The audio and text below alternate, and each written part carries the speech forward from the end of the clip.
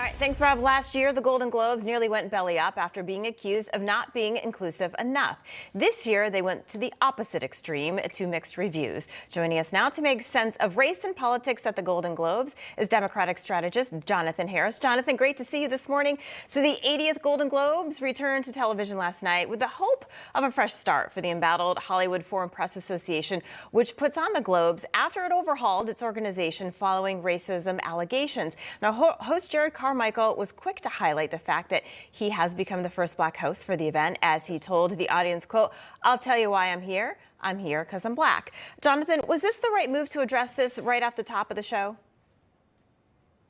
You know, it's funny. It's hard to gauge the way that a comedian, handles their comedy. But I think it was kind of the elephant in the room, and he just chose to address it kind of right off the top. I mean, this is a show that wasn't even aired last year because of the controversy and because of the lack of inclusion and diversity. I think he also mentioned that there was not a Black American on the committees at the Golden Globes until George Floyd was killed. So he kind of got a lot of it right out of the way instead of kind of letting it linger in the room. So probably the best approach to for the show, because again, NBC didn't even air it last year. So if they wanted to continue to get their contracts, they had to make some changes, and I think they did a pretty decent job of it last night. Yeah, because you never know what a comedian is going to say. You're right on that. Actor Sean Penn introduced Ukrainian President Zelensky during the awards to speak to the audience about the war. So again, he's bringing news and a little bit of politics into this. What did you make of that? I think that there's a lot of I want to phrase this properly. There's a lot of PR, I think, that's going into the situation that's happening in Ukraine. And I think that it's fairly obvious that a lot of it has to do with the amount of money that's being spent to aid Ukraine and kind of the geopolitical situation there. It is a little bit odd when you see these kinds of things brought into entertainment venues and entertainment award shows. But again, I think it has a lot to do with kind of the PR and kind of trying to keep a good PR going for this situation in Ukraine, because of the amount of money that it's costing. I think a lot of us, though, are probably getting to the point where we're wanting to kind of, not do a blender situation and separate our politics from our entertainment. Yeah. So it just depends on what you wanted that. Yeah, that's what I was going to ask you too, because last night, I was going through social media, and today looking at some of the reports, viewers went on social media to complain that the show was boring, it was woke, the speeches were too long.